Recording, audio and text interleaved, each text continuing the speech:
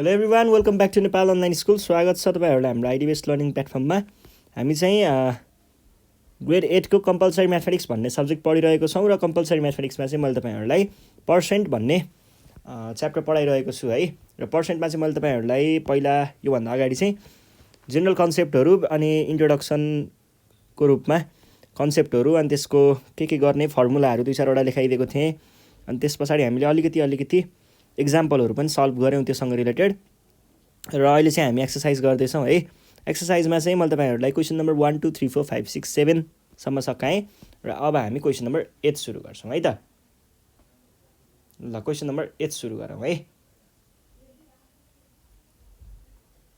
अब question number 8 मा चाहिँ के छ भन्दाखेरि यहाँनिर क्वेसन छ, हेर्नुहोस् है कस्तो खालको क्वेसन रहेछ। पहिला म क्वेसन सार्छु अनि हामी सँगसँगै छलफल गरौँला है त। Question number 8. The monthly salary of Mr. Mahajan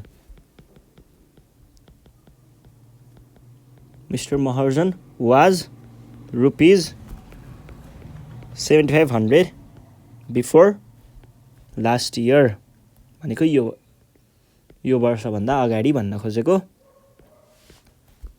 And it was increased by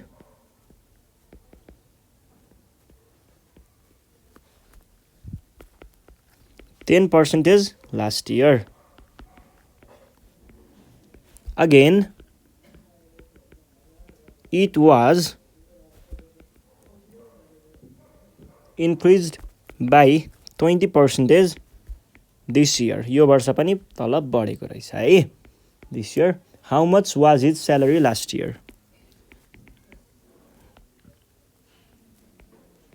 Was his salary last year भनेर भनेको छ एउटा क्वेसन। र अर्को चाहिँ हामीलाई के सोधिरहेको छ भन्दा how much is he drawing this year? How much is he drawing this year? ल हेर्नुहोस् है, क्वेसनलाई एकचोटि फेरि राम्रोसँग पढौँ अनि त्यससँग रिलेटेड हामी यहाँ सिनारियो बनाऊँ है त। के भन्दैछ भन्दा the monthly salary of mister Maharjan was यति। पहिला सुरुमा उसको तलब 7500 रहेछ। कहिले? Before last year. And it was increase by 10% last year. Again it was increase by 20% this year. यहाँनिर के भइरहेको छ भन्दाखेरि मिस्टर महर्जनको सुरुको तलब 7500 अनि यो ब्लकहरू चाहिँ मानिलिउँ हाम्रो टाइमलाइन जस्तो सोचौँ है। ल यो भनेको अहिलेको चलिरहेको वर्ष मानिलिउँ है। यो भनेको अहिलेको चलिरहेको वर्ष, अहिले यहाँ छौँ है। अनि यो वर्षभन्दा एक अगाडि यो भनेको के भयो? लास्ट इयर, दिस इयर है। र त्योभन्दा अगाडिको चाहिँ यो टाइम भयो। अब यति टाइमसम्म चाहिँ 7500 नै थियो अरे उसको तलब।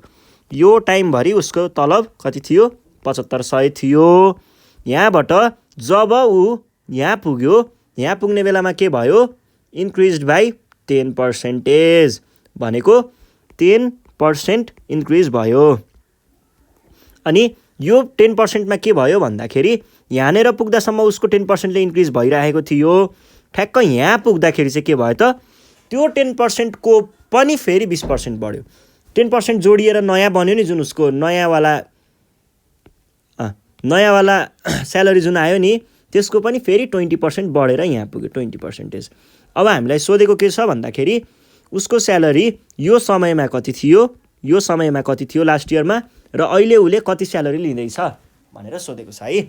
यसको लागि हामीले के गर्न सकिन्छ भन्दाखेरि पहिला सुरुमा उसको लास्ट इयर भनेको पोहोर साल कति स्यालेरी थियो निकालौँ है। त्यो निकाल्न चाहिँ के गर्नु पर्यो भन्दाखेरि तपाईँहरूले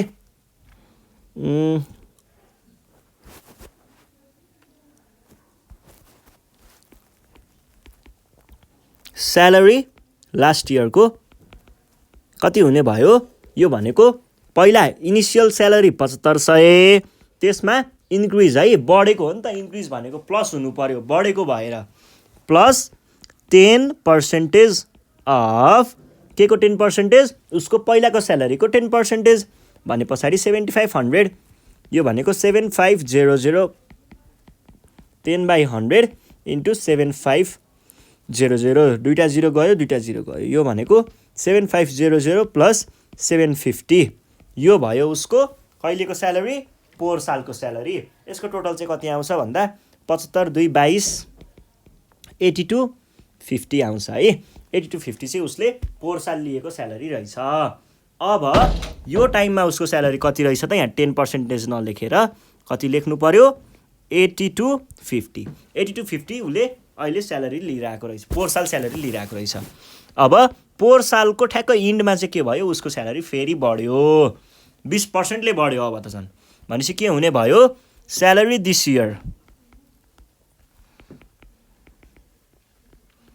इयर भनेको के हुने भयो पहिला उसको यो भन्दा अगाडि के रे 8250 थियो अब उसको 20% ले बढ्यो के को 20% ले पहिलाको 20% ले त्यो भन्दा पहिला कति थियो त्यसको 20% ले भनेको 20% अफ 8250 यो भनेको 8250 प्लस 20% टाइम्स 8250 यो र यो क्यान्सल यो र यो क्यान्सल यो भनेको 8250 प्लस 2 टाइम्स 8250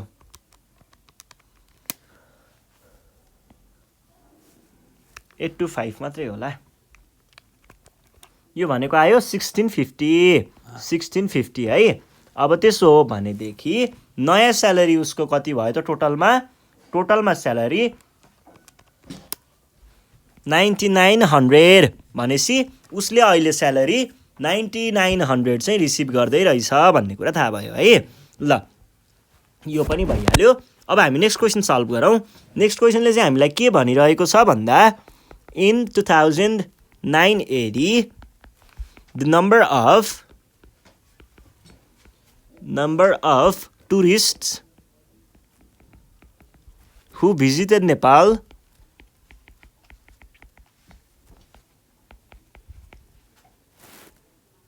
was धेरै पो रहेछ त ल 250123 in 2010 it was decreased by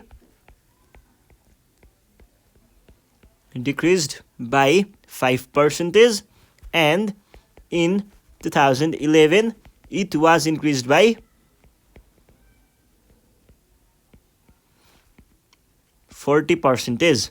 How many tourists visited Nepal in 2011 रे ठ्याक्कै माथिको जस्तै कुरा हो तर माथि चाहिँ बढेको बढै भयो यहाँ चाहिँ घट्ने बढ्ने हुन्छ है how many रहेछ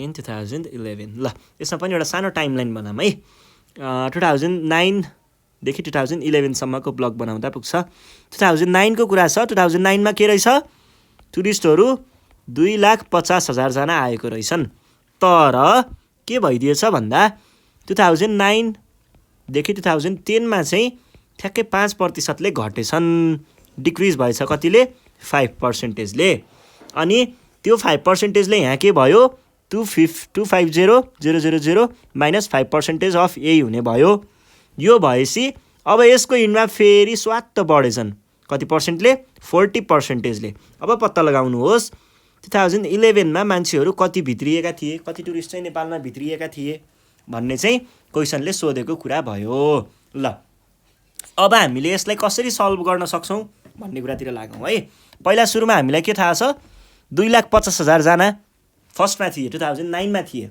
अब त्यसमा 5% घटेको हो भने पछाडी हामीले के गर्न सक्ने भयौं 250 1 2 3 माइनस 5% अफ त्यही गरेर हामीले 2010 मा कति टुरिस्ट चाहिँ नेपालमा भित्रेका थिए भन्ने निकाल्न सकियो है त्यो निकालिसके पछाडी अब के भएको हो त 2011 मा त्यसको चाहिँ ठ्याक्कै 40% चाहिँ बढेको हो इन्क्रिज भएको हो इन्क्रिज भयो भनेपछि नयाँ अमाउन्टमा 40% अफ त्यही नयाँ आएको 2010 मा भएका टुरिस्टहरूलाई फेरि जोड्यो भने हामीले 2011 मा कति भित्रेका रहेछन् भन्ने कुरा चाहिँ भन्न सकिन्छ है त ल अब तपाईहरुले यसलाई चाहिँ कसरी लेख्नु पर्यो भन्दाखेरि सुरुमा गिवन कुराहरु त लेख्नै पर्यो है गिवन के दिएको छ यहाँनेर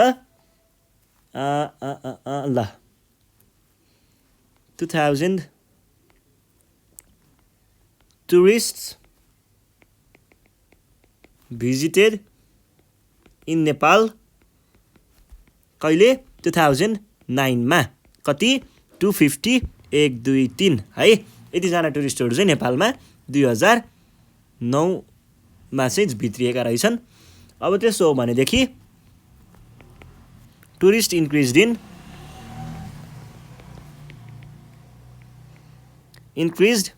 इन नेपाल कहिले 2010 मा बढेको हो। कतिले बढेको हो बढेको कि घटेको होला सुरुमा घटेको है डिक्रिज्ड हो है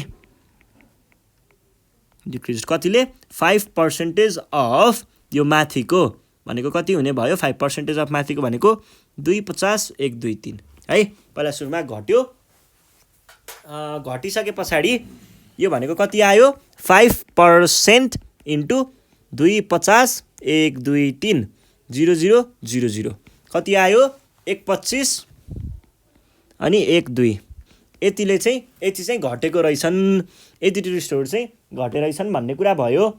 अब यो भइसके पछाडि हामीले अर्को के गर्न सक्ने भयौँ त अब हामीले टुरिस्ट भिजिटेड नेपाल 2010 निकाल्न सक्ने भयौँ। यो भनेको के भयो ओरिजिनल अमाउन्ट भनेको 250 1 2 3 हो है यो ओरिजिनल अमाउन्ट भयो। यसमा कतिले घटेको रे कतिजना घटेको रे डिक्रिज्ड भनेको 12500 हो। ल क्याल्कुलेट गर्नुहोस् त कति आउँछ यो भनेको आयो 250 1 2 3 माइनस 12500 भनेको 237,500 यो भनेको के भयो 2010 मा नेपाल आउने टुरिस्टहरूको संख्या।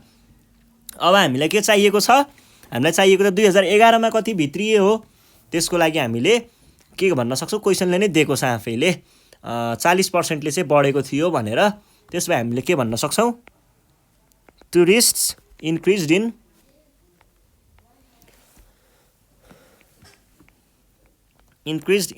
2011 मा चाहिँ के हुने भयो त यो भनेको कतिले बढेको थियो 40% के को 40% 2010 को भन्दा 40% ले भनेको यसको 40% त्यो भनेको कति आउनु पर्यो त 237,500 यो भनेको 40% अफ 237,500 यो दुईटा गयो ल कति आउँछ यो भनेको 40 टाइम्स 2375 भनेको आउने रहेछ 95,000 ल 95,000 चाहिँ बढेको रहेछ। त्यसो भए टोटल टुरिस्ट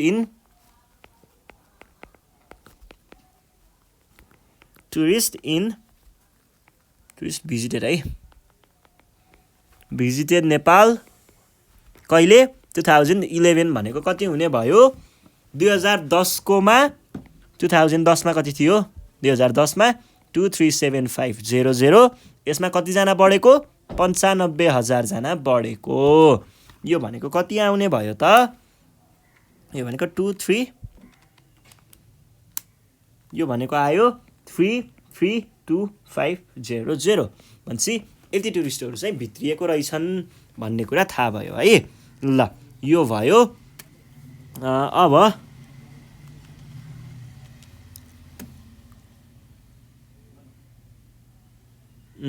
2009 भनेपछि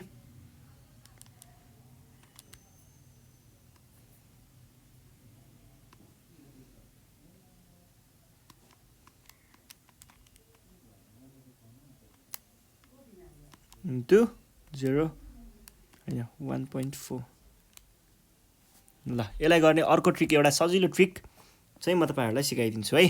पहिला यो भन्दा अगाडि यहाँनेर भएको एउटा चिज चाहिँ ल हेर्नुस् है यहाँनेर चाहिँ 332500 ल ठीक छ है। यसलाई तपाईहरुले गर्ने अर्को ट्रिक पनि छ डाइरेक्ट तपाईहरुले यो निकाल्न चाहिँ यो तपाईले अलिकति लजिकल्ली हेर्नुपर्ने हुन्छ है। टुरिस्ट भिजिटेड इन नेपाल कहिले 2011 भनेको यसलाई गर्ने सजिलो ट्रिक है। यो भनेको के हुने भयो त यो भनेको चाहिँ हाम्रो यो भनेको चाहिँ पहिला सुरुमा त 3300 भनेको tourist in 2010 plus 40% of tourist in 2010 हुन्छ है। यो अल्टरनेटिभ मेथड हो। यो अल्टरनेटिभ मेथड तपाईँहरूलाई अलिकति एक्स्ट्रा नलेजको लागि यसरी पनि गर्न मिल्छ है भनेर देखाएको मात्रै हो है। अब यो भइसके पछाडि हेर्नुहोस् त, यहाँनिर हामीले के गर्न सकियो, टुरिस्ट इन 2010 टुरिस्ट इन 2010 कमन लियो भने के हुने भयो,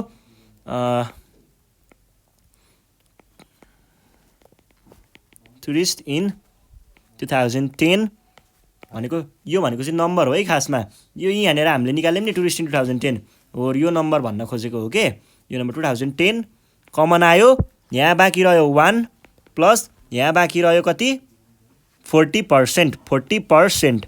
यसलाई मैले के पनि लेख्न सक्छु, यसलाई मैले 0.4 पनि लेख्न सक्छु है। यो भनेको 1.4 टुरिस्ट इन 2010, जबकि टुरिस्ट इन 2010 भनेको 2009 मा भन्दा 5% कम हो। भन्नुको अर्थ कति भयो त, यसलाई तपाईँहरूले डाइरेक्ट 0.95 भन्न नि सक्नुहुन्छ, होइन भने घटेको हो नि त 2010 मा भन्दा 9 मा भन्दा। Tourist in 2009 minus tourist minus अब कतिले घटेको हो रे, कतिले घटेको 5%ले, 5% of tourist in 2009।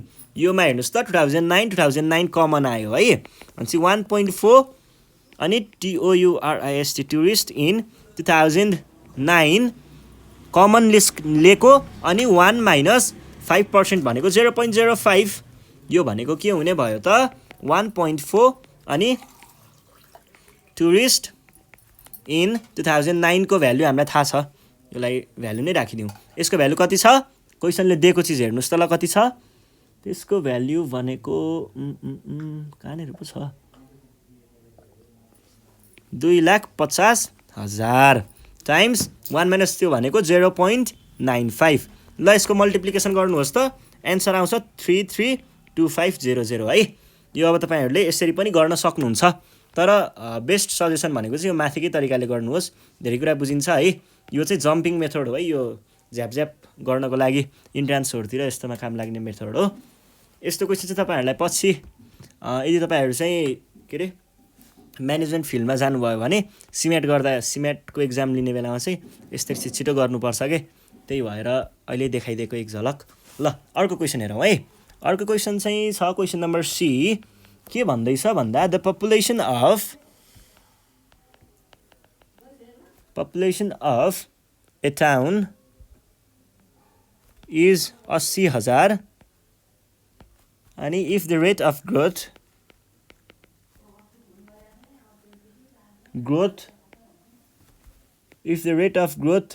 of population of the town is 4% per year, per annum, per year कुरा एउटै हो है, per year।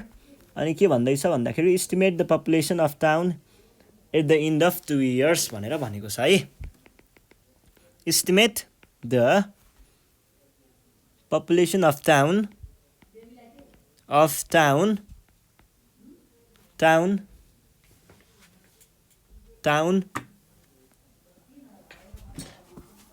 population of town कति भनेको छ at the end of 2 years है। 2 वर्ष कट्ने बेलामा चाहिँ कति हुन्छ पपुलेसन अफ टाउन पत्ता लगाउनुहोस् भनेर भनेको छ है। अब यसमा चाहिँ हामीले के गर्नु पर्यो भन्दाखेरि 2 वर्षको एउटा ब्लक बनाऊ है, अनि पपुलेसन अफ टाउन इज यति भनेको छ भने पछाडि एउटा कुनै टाउनको पपुलेसन सुरुमा कति भनेको छ 80,000। यो पोइन्ट यो वैशाखमा के स्टार्टिङमा 80,000 रहेछ है। अब यो ठ्याक्क 2 वर्ष, फर्स्ट इयर सेकेन्ड इयर, यो बिचमा चाहिँ के भएछ त बढेछ, rate of growth of population भनेको पपुलेसन बढ्यो भन्न खोजेको, कतिले 4%ले बढेछ। 4%ले बढेर यो पोइन्टमा पुग्दाखेरि के हुने भयो 80,000 प्लस 4% अफ 80,000 हुने भयो। अब यसको वैशाखमा यो नेक्स्ट इयरको वैशाखमा यति हुन्छ भने यहाँनिर पुग्दाखेरि के हुने भयो, यो पोइन्टमा पुग्दा फेरि 4%ले बढ्ने भयो भने पछाडि नेक्स्ट भनेको कति हुन्छ पत्ता लगाउनुहोस् भनेको क्वेसनले। यसलाई हामी सल्भ गरौँ है त। ल सल्भ गर्नको लागि चाहिँ हामीले सुरुमा गिभन कुरा लेख्नु पर्यो। के भनेको छ, पपुलेसन अफ टाउन इज कति भनेको छ 4%, सरी 80,000 हो है, 80,000। पपुलेसन ग्रोथको रेट चाहिँ 4% हो है। पपुलेसन ग्रोथ रेट भनेको कति छ 4%। अब तपाईहरूले यसमा चाहिँ कम्पाउन्डवाला फर्मुला क्लास 10 मा गएपछि पढ्नुपर्छ। त्यो गर्नुभयो भने चाहिँ एउटा फर्मुला लगाउने बित्तिकै आउँछ 3 स्टेपमा है। तर हामीले अहिले त्यो पढेको छैनौँ, त्यही भएर हामीले चाहिँ जेनरल त्यो एउटा पछि अर्को अनि अर्को गर्दै गर्दै नै सल्भ गर्छौँ है। 10 क्लासमा गएपछि चाहिँ यसको कम्पाउन्ड फर्मुला पढ्नुपर्छ, त्यतिखेर चाहिँ तपाईँहरूले त्यही तरिकाले सल्भ गर्नु होला है त।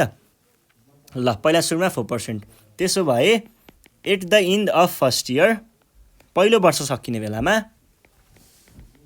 फर्स्ट इयर के हुने भयो त, पपुलेसन भनेको कति हुने भयो,